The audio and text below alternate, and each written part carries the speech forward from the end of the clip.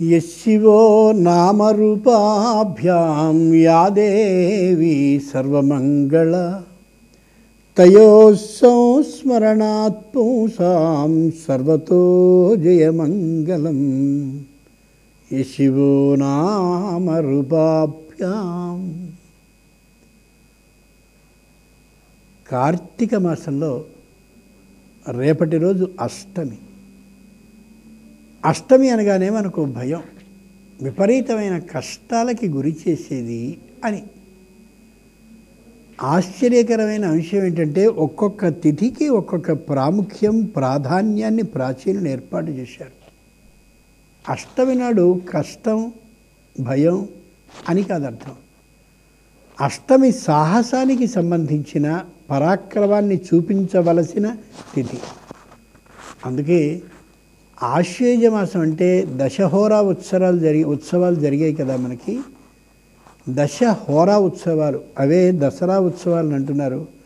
దసరా అనే మాట అస్సలు సరికాదు, అవి దశహోరా ఉత్సవాలు. ఆ ఉత్సవాల్లో అమ్మవారు దుర్గాదేవి రూపాన్ని అష్టమి రోజున ధరిస్తుంది. క్రోధే చ కాళీ సమరే చ దుర్గా.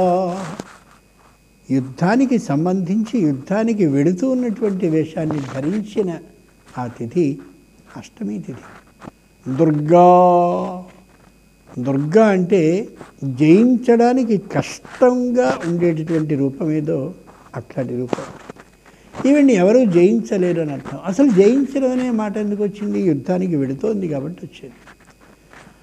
అష్టమి నాడు మాత్రమే ఎందుకు అమ్మలాంటి రూపాన్ని ధరించింది అంటే రాక్షసులతో పోరాడవలసిన అవసరం వచ్చింది కాబట్టి అష్టమి నాడు బయలుదేరడము అంటే కొంతమందిని ఎదుర్కోవలసిన అవసరం నీకు వస్తుందని అష్టమి తిథి నీకు చెప్తుంది. కాబట్టి వీలైనంత వరకు అష్టమి తిథి నాడు కొత్తదైనటువంటి ప్రదేశానికి మొదటిసారిగా వెళ్ళేటటువంటి ప్రయాణాన్ని మానుకోవాలి, లేదా కొత్తగా ఒక కార్యాన్ని ఆరంభించేటటువంటి ఆ తనాన్ని కూడా మానుకోవాలి. అష్టమి అలాంటిది. ఆ కారణంగా సాహసాన్ని చేయవలసినటువంటి అవసరం ఏర్పడుతుంది అని అర్థం. దుర్గా అష్టమి అంటే అది అర్థం.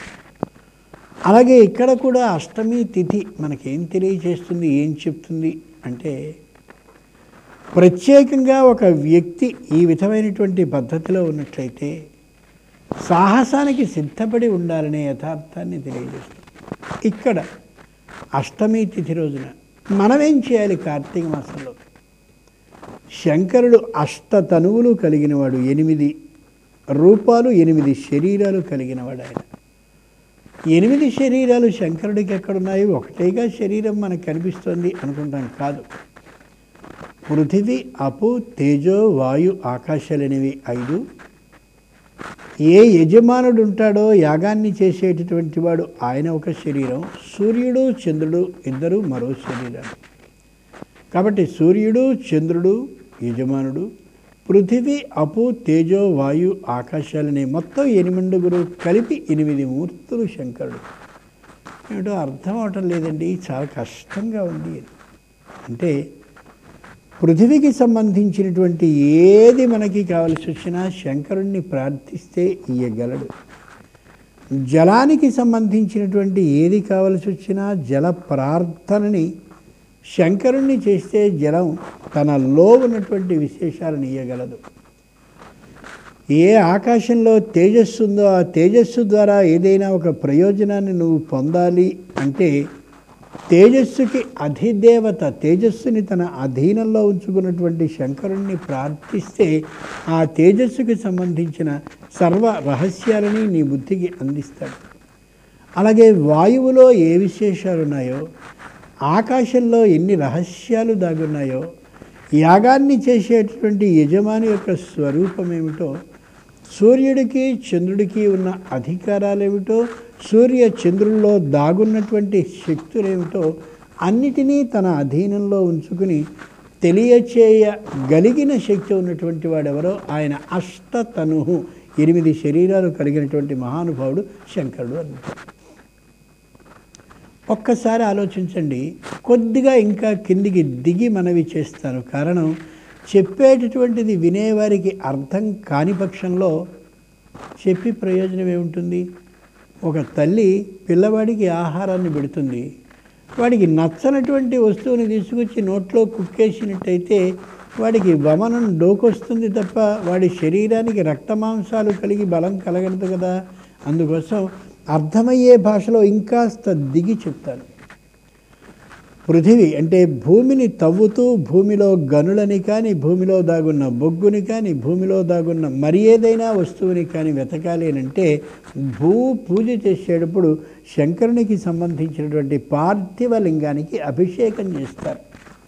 పార్థివలింగము అంటే నేల నుంచి మట్టిని తీసి, ఎవరు తొక్కని మట్టిని, ఆ మట్టిని శివలింగ ఆకారంగా చేసి చుట్టూరా ప్రాణపట్టం అంటే పానవట్టాన్ని ఏర్పాటు చేసి అరచేతిలో పెట్టినట్టయితే సాక్షాత్తు శివలింగ ఆకారంగా ఉండేలా చేసి కుడి చేతితో జలాన్ని ఆ నమక చమకాలకి సంబంధించిన శతరుద్రియ మంత్రాలు అంటారు, శతరుద్రియంలో ఉండేటటువంటి నమక చమక మంత్రాలని చదువుతూ ఉత్తరపు దిక్కుగా ప్రాణపట్టాన్ని పెట్టి పైన పోసేటటువంటి జలం కానీ, పైన పోసే పాలు కానీ, పైన పోసే కొబ్బరి నీరు కానీ, పైన పోసే చెరకు రసం కానీ, పైన పోసే ఫలరసాలు కానీ అన్నీ అలా ఉత్తరముఖంగా వెళ్ళేలా చేస్తారు. దాన్ని పార్థివ లింగ పూజ అంటారు. పార్థివ అంటే పృథివీకి సంబంధించిన మట్టినే ఒక లింగంగా చేసేటటువంటి పూజ అని అర్థం. కాబట్టి పృథివీ పూజని చేసేవాడు ఇలా చేయాలి. భూమిని పూజిస్తే మాకేమొస్తుందండి, ఏవైనా పెద్ద పెద్ద అంతస్తులు కట్టుకోవచ్చు కదా, అదే పొరపాటు. భూమి మీద అంతస్తులు కట్టుకోవడం కోసం కాదు భూదేవి అక్కడ ఉన్నది. పంటని పండించి లోకానికి ఇచ్చేటటువంటి తల్లి భూదేవి. నిజమైనటువంటి అన్నాన్ని పెట్టే తల్లి ఎవరంటే భూమి.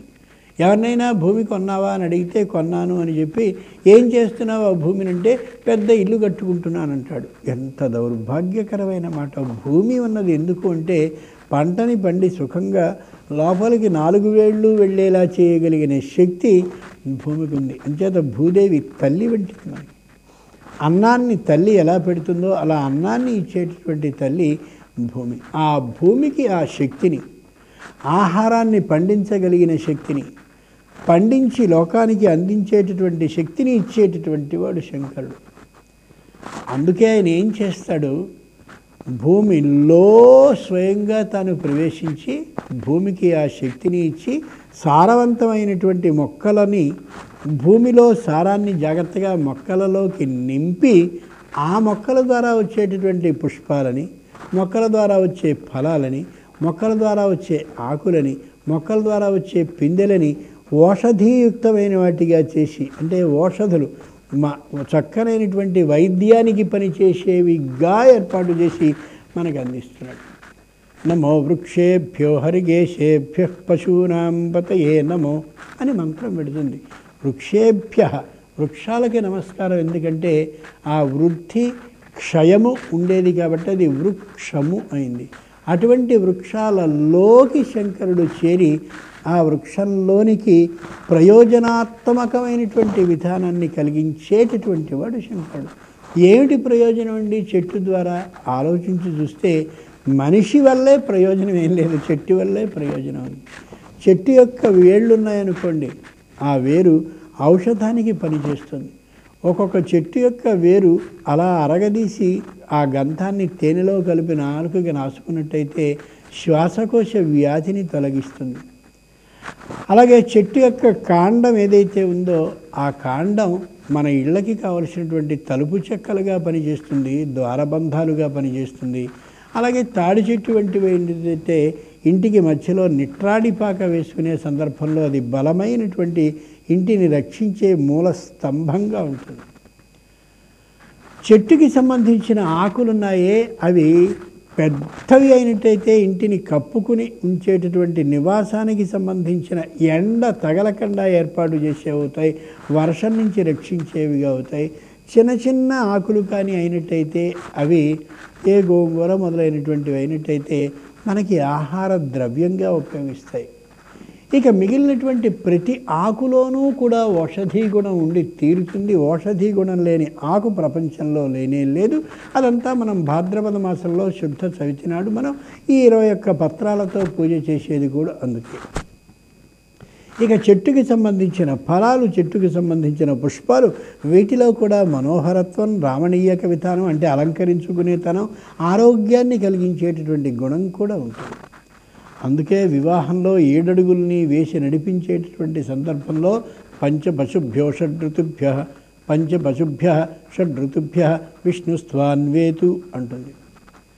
5వ అడుగు మేము దంపతులుగా ఎందుకు వేస్తున్నాము అంటే పశువుల నుంచి వచ్చేటటువంటి సంపూర్ణమైన సంపద మాకు లభించాలి. షడ్ఋతుభ్య, ఏ ఋతువులో ఏ చెట్టు ఏ విధమైన పుష్పాలని ఫలాలని అలా కాస్తూ ఉంటుందో, ఆకుల్ని అలా కాస్తూ ఉంటుందో, ఆ వచ్చేటటువంటి ఆ వృక్షాల నుంచి వచ్చే సంపద మా ఆరోగ్యాన్ని అభివృద్ధి చేయునుగాక అని. కాబట్టి పృథివిలో ఏదైనా ఒక విశేషం మనకి అందాలి అంటే, పృథివి ద్వారా ఒక శక్తి మనకి లభించాలి అని అంటే ఆ పృథివికి సంబంధించినటువంటి అధికారం శంకరుడిది కాబట్టి ఆయనకి నమస్కరించాలి అని తెలియచేస్తుంది. ఇదిగో ఈ అష్టమి అనే నాడు ఉండేటటువంటి 8 శరీరాలు కలిగినటువంటి శంకరుని యొక్క శక్తి. అంచేత అష్టమి నాడు భూ పూజని చేసుకోవాలి. అలాగే అష్టమి నాడు జల పూజని కూడా చేయాలి. ఈ పృథివికి సంబంధించినటువంటి లింగం కాంచీ నగరంలో ఉంది. అక్కడ మనకి ఏకాంబర వృక్షం ఒకటి ఉంటుంది. ఏకాంబరం అంటే ఒకే ఒక మామిడికాయని కాసేటటువంటిది అని అర్థం. కంచిలో పృథివికి సంబంధించిన లింగం ఉంది. ఇక జలానికి కూడా అధినేత శంకరుడే. అంచేతనే తన తల మీద గంగమ్మని ధరించి ఆ గంగని భూలోకానికి విడిచి ఆ గంగని అలా నేల మీద ప్రవహించేలా చేసి దాని నుంచి చిన్న చిన్న నదులని చేసి జలాశయాలని చేసి మనందరికీ పొలాలన్నీ కూడా పంటలు పండేలా చేసేటటువంటి శక్తి ఉన్నటువంటి వాడు శంకరుడు. అందుకని జలాలు పెద్దగా వరద రూపంగా వచ్చి పంటలన్నింటినీ మనం ధ్వంసం చేసుకుంటున్నామే, అలా రాకుండా ఉండాలి అని అంటే శివ పూజ జరిగి తీరాలి.